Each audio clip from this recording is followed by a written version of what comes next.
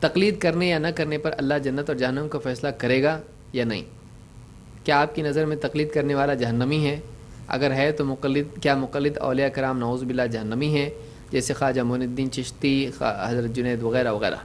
دیکھیے، جنت یا جہنم کا فیصلہ تقلید کرنے اور نہ کرنے کی بنیاد پر نہیں ہے، کیونکہ قرآن میں تقلید کا لفظ ہی نہیں ہے، اور اللہ نے جنت جہنم کا بارہا تذکرہ کیا ہے، لیکن اللہ نے کہیں بھی نہیں بتایا کہ تقلید کرنے والا جنت میں جائے گا یا تقلید نہیں کرنے والا جنت میں جائے گا۔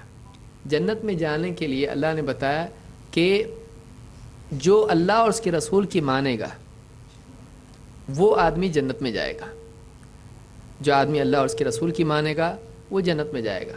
براہ راست کوئی عالم ہے، قرآن و سنت پڑھ کے وہ اس پہ عمل کر کے جنت میں جائے گا۔ اگر عالم نہیں ہے تو علماء سے مدد لے گا قرآن و سنت کے سمجھنے میں، اس کے سیکھنے میں، اس پہ عمل کرنے میں، تو ایسا آدمی قرآن و سنت پر عمل کر کے جنت میں جائے گا۔ علماء ہمارے لیے قرآن و سنت کا بدل نہیں ہے، علماء قرآن و سنت کے سمجھنے میں، اس پر عمل کرنے میں ہمارے ٹیچر اور استاد کی طرح ہیں۔ استاد سے کبھی غلطی ہوتی ہے تو اس کی غلط بات کو قانون نہیں بنانا چاہیے، اور استاد کا اکرام بھی کرنا چاہیے، اور اس کی ہر بات کو رد نہیں کرنا چاہیے۔ اس لیے ہم یہ کہتے ہیں کہ جو بھی ائمہ گزرے ہیں، جو بھی علماء آج ہیں، ہم کو ان سے استفادہ کرنا چاہیے، ان سے فائدہ اٹھانا چاہیے۔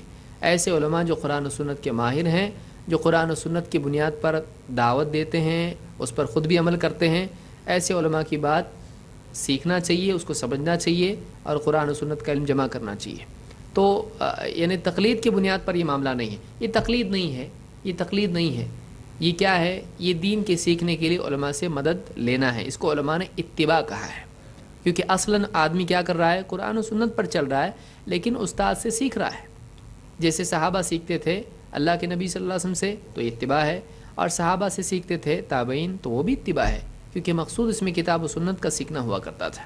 ورنہ قیامت تک اللہ نے کیا فرمایا ہے؟ فَاتَّبِعُونِ يُحْبِبْكُمُ اللَّهُ، میری اتباع کرو اللہ تم سے محبت کرے گا۔ معلوم ہے کہ کسی اور کی اتباع کرنے پر محبت نہیں ہے اللہ کی، بلکہ رسول کی اتباع پر ہے۔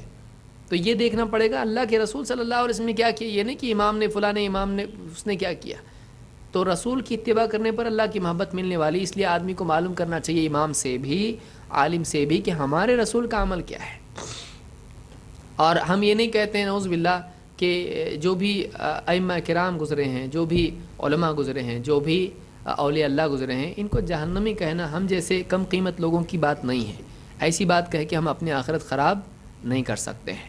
ہمارے نزدیک جتنے بھی اللہ کے ولی تھے، ان سب کے لیے علم کے مرتبوں میں کمی زیادتی ان میں ہے، تقویٰ کے اعتبار سے بھی ان میں تفاوت ہے، لیکن ہمارے نزدیک یہ ہے کہ جتنے بھی ایمان والے ہیں وہ سب جنتی ہیں۔ تو ہم اولیاء کے بارے میں کیسا کہیں گے کہ وہ جہنمی ہیں؟